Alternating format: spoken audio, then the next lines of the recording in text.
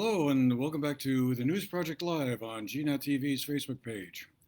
I'm Andrew McKeever, the news director at GNAT-TV's News Project, and it's a pleasure to be back with you again on Friday, June 25th. And as you may have guessed, our background is a little bit different from the one you may be used to seeing. We're back here at the GNAT studio and coming to you live from there.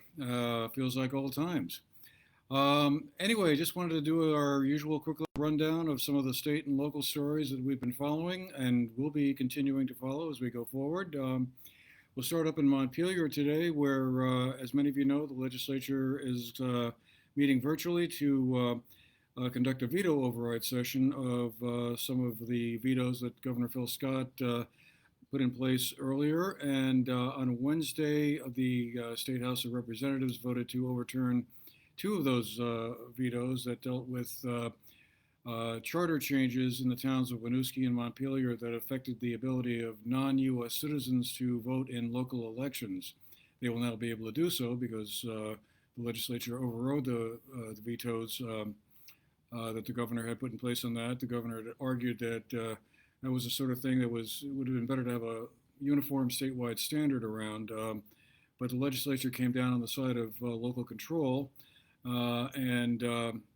Anyway, just to recap, on Wednesday, the House of Representatives voted by a more than two-thirds margin to overturn the vetoes. They were joined yesterday, on Thursday, by the state Senate by a 20-10 margin, exactly two-thirds. The Senate Democrats were able to overturn the governor's veto, and so that now becomes, those charter changes in Winooski and Montpelier now become law. The other important thing that happened while they were up there was that the Senate, the state Senate, on Thursday passed a housing reform bill that the House of Representatives had already passed. It will create a statewide registry inspection system for rental properties. We discussed this a little bit yesterday during our Press Pass show, which will be up on our website, gnat-tv.org, as well as on our three channels sometime very soon. And you can hear more about that discussion there. But basically, what it does is require owners of short and long-term rental properties to register with the state and pay a $35 per unit fee. Some of the Republican senators were concerned that adding these new burdens for landlords would discourage them from renting out housing at a time when the state is struggling with a housing shortage, and would create more bureaucracy. But anyway, the Democratic majority prevailed on that one, and again, that also passed by a 20-10 margin. So that now goes to the governor's desk for his signature, and I guess it'll be interesting to see if the governor actually goes ahead and signs it or vetoes it, in which case the legislature will then be faced with the decision of convening another veto override session to deal with that if they feel that that's important. That would be a little unusual. The other piece of legislation that was on the table, which the legislature decided not to go try for a veto override, was one that would have shielded the records of young adults who are accused of certain crimes from public disclosure. After some conversations between the legislative leadership, they decided they weren't sure they had the votes to make that override kind of stick. The governor had overridden the bill S-107, as it's called.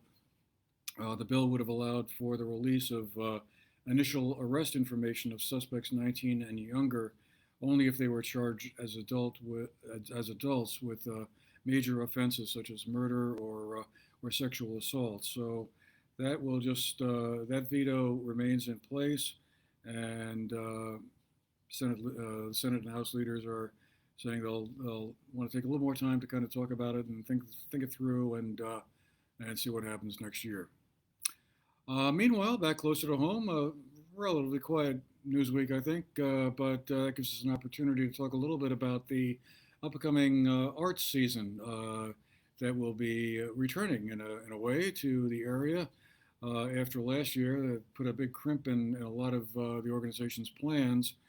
Um, Still not quite back to what we recall from years past completely after a very difficult 2020 season, but the Southern Vermont Arts Center and the Dorset Theater Festival are collaborating on and building a stage for outdoor plays this summer season up on the Southern Vermont Arts Center campus. They're right behind the Arkell Pavilion. A temporary stage is under construction in a little natural amphitheater there. That will be the site where the Dorset Theater Festival will hold their plays this summer. And those will start on July 9th.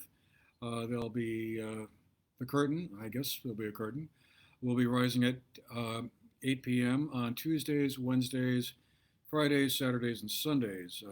Obviously, again, up at the Arts Center, so that'll be something interesting and different. Meanwhile, the Taconic Music Festival is already underway. This is now in their fifth year.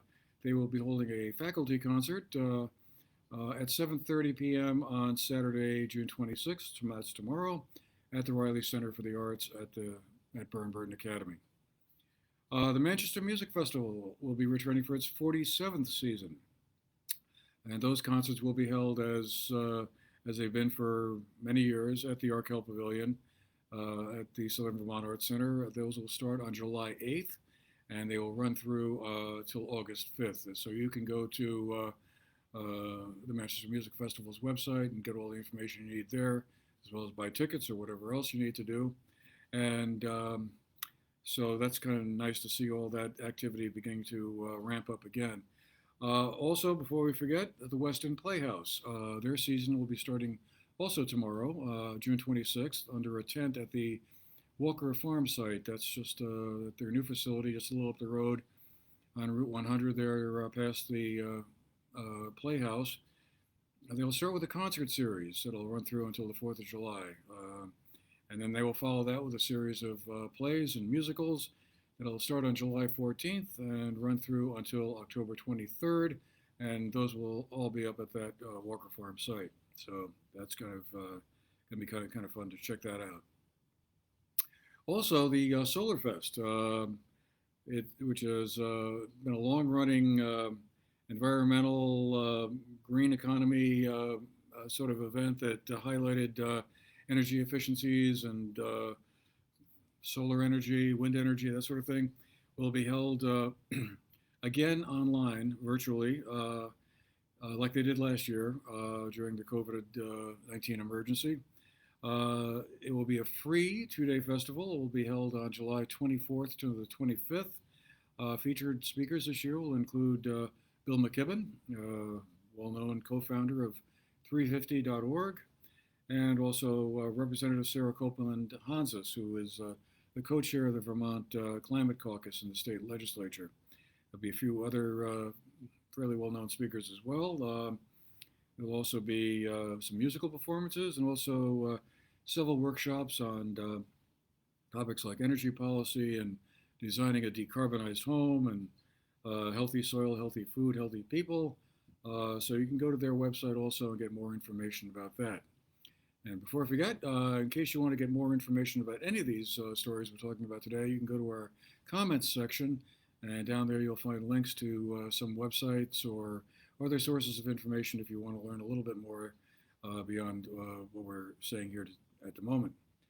Otherwise, also again tomorrow on the 26th of June, there'll be a pride parade rolling through town.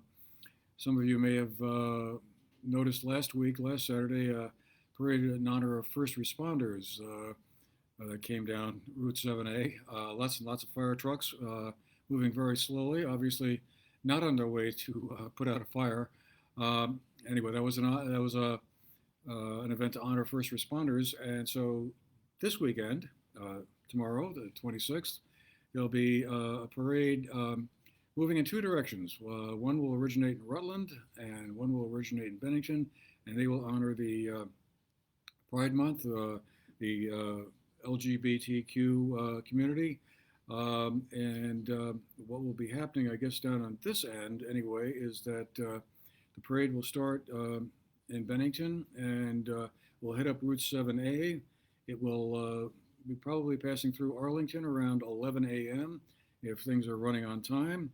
Hope to get to Manchester by about 11:20.